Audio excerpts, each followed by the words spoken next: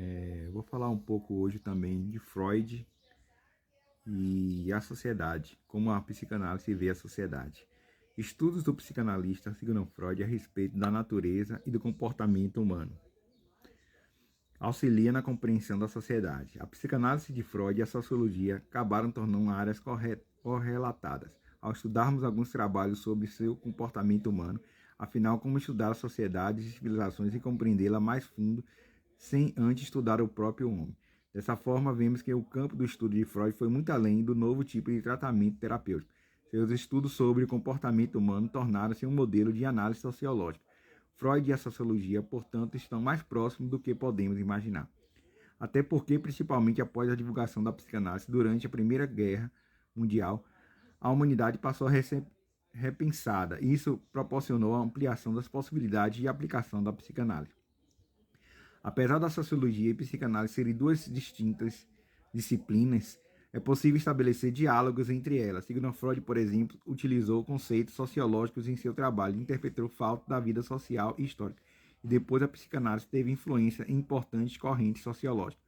O livro Totem e o Tabu, vemos isso na obra Totem e o Tabu, alguns pontos de concordância entre a vida mental do selvagem e dos neuróticos. Lançado em 1913, o livro faz um exemplo, compreendemos a melhor relação entre Freud e a sociologia. Nesse livro, Freud explica a psicanálise dos campos da arqueologia, da antropologia e também da religião.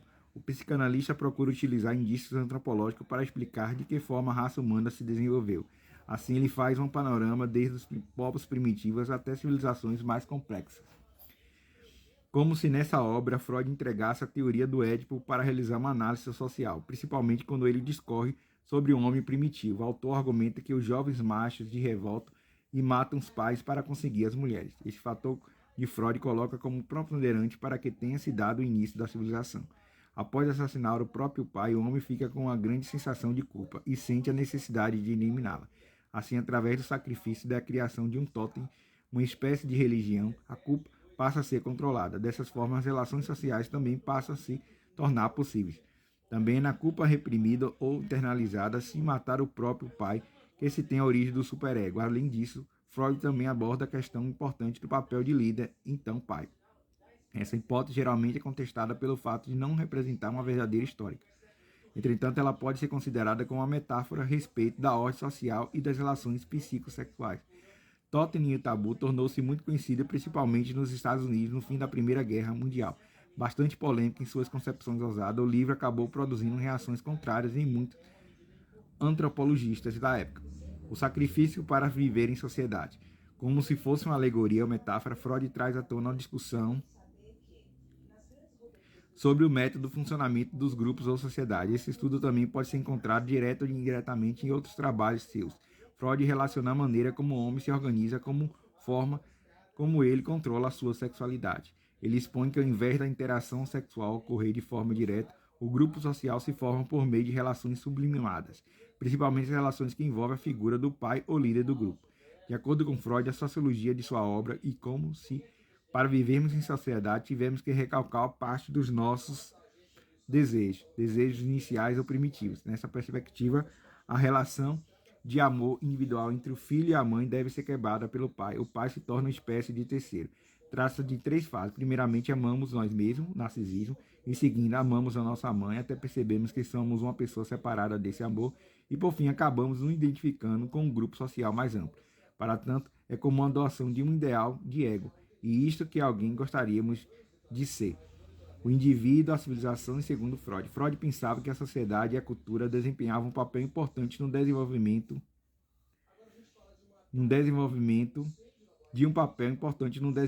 da personalidade humana. Então haveria uma retroalimentação entre a vida psíquica individual e a psicologia social de uma época. Freud entendia que a civilização, sinônimo de cultura, restringe os desejos e impulsos naturais do sujeito, como se fosse um aprimoramento mais amplo do complexo de Édipo, experimentado pela criança junto a seus pais. Quando exagerado, o superego controlador que impõe normas sociais pode levar a conflitos internos e problemas psicológicos.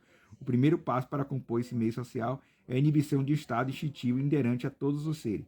Essa inibição acarreta uma privação de características próprias do homem, e isso faz com que ele acabe alimentando certo descontentamento que pode se refletir nos mais variados meios sociais. Nesse sentido, para Freud e a sociologia, os homens ditos civilizados são sempre descontentes, em busca de uma felicidade. Por isso, ele afirmou que o homem deveria abandonar a civilização e começar tudo do zero. Na obra O Mal-Estar da Civilização, Freud expõe uma discussão de cunho filosófico-social usando como base a sua teoria psicanalítica. Freud e a compreensão da sociedade atual. Freud aponta que na vida em sociedade há uma possibilidade de ser avanço sem perda. Ele afirma no seu livro O Mal-Estar da Civilização a ideia de que a sociedade é inimiga da satisfação dos instintos humanos. Para viver em sociedade, o homem tem que abdicar de sua natureza individual. Assim, passa a ser um indivíduo parte de um meio social, deixando um pouco de si próprio ser. Para viver em sociedade, o homem precisa sacrificar alguns de seus instintos. Dentre eles, Freud cita a agressão e a sexualidade. Isso acaba criando um paradoxo que para o homem precisa reprimir a si mesmo para viver numa sociedade considerada civilizada.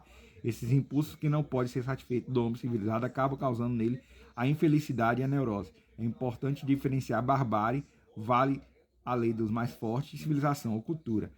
Os construtores humanos, os quais as artes, as leis, as normas, as morais, as religiões, as escolas, as divisões sociais do trabalho, que tentam seduzir a força do mais forte e dar uma oportunidade ao mais fraco, permitindo um convívio teoricamente menos animalesco. Entretanto, essa civilização cobra um preço, que é a impossibilidade do sujeito ceder ao seu prazer e às suas pulsões, como a agressividade e o sexo. Assim, o id não pode realizar todos os seus desejos e pulsões, pois isso colocaria em risco a vida de outras pessoas e o convívio social. O superego é parte de nossa mente que vai introjetar nessas regras sociais como se fosse um pai, evitando que excedemos as funções. O ego seria, então, a mediação. Isso dá um pouco de prazer do id ao mesmo, tendo como que segue as imposições do superego. Então, Freud fala aqui da questão que, para viver em sociedade, o homem tem que abdicar dos seus desejos, né? Dos seus impulsos, que é a agressividade e a sexualidade. Então, o homem acaba tendo que ser domesticado, como ele fala. Igual o Foucault falava, tem que ser domesticado com corpos dóceis para servir a sociedade. E essa sociedade que cobra esse preço. Para você viver em sociedade, você tem que se adaptar a ela. E isso causa efeitos psicológicos no homem. Porque muita gente não consegue controlar esses impulsos e vai ter problemas psicológicos ou neuróticos no futuro.